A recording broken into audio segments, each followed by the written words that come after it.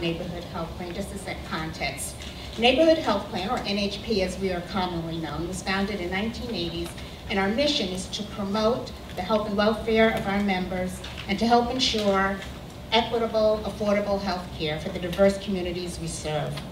As such, core to our mission and purpose is the goal of health equity through the reduction of health disparities in access, treatment, and outcomes. NHP is somewhat different from other insurers in that of our 260,000 members, approximately 3/4 are funded through Medicaid or other public funding, and 25% get their care through the commercial market.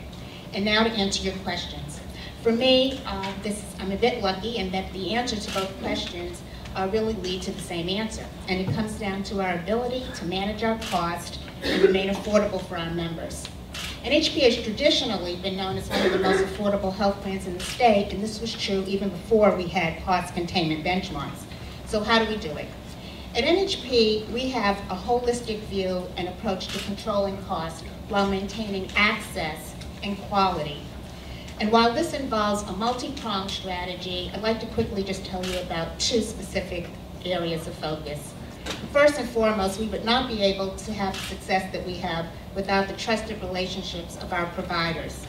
Over the years, we have been successful in negotiating favorable prices per service. But more importantly, we are moving as others away from fee-for-service and toward alternative payments that enable us to promote value and quality rather than purely volume. Today, over 45% of our members get their care from primary care doctors who are in alternative payments.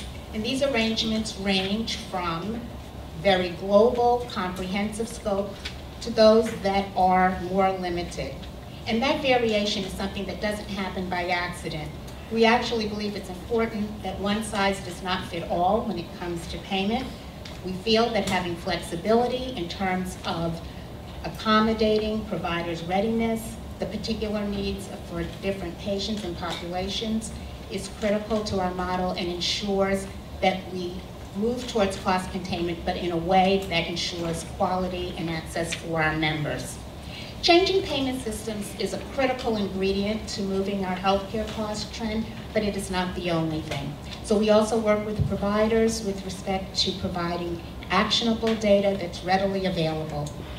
The other area that I would like to mention, and you heard this briefly from some of our other guests here, is the integration of behavioral and medical care.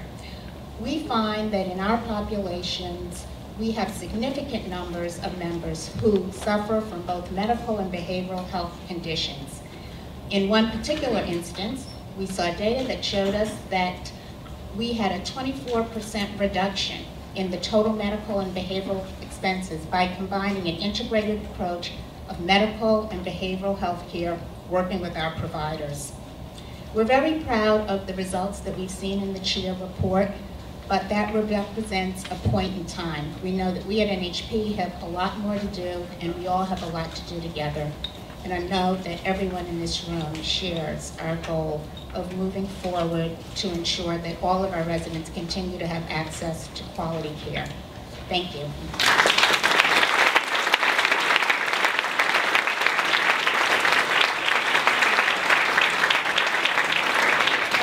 Presenter in this session is Mr. James Roosevelt. He is the President and Chief Executive Officer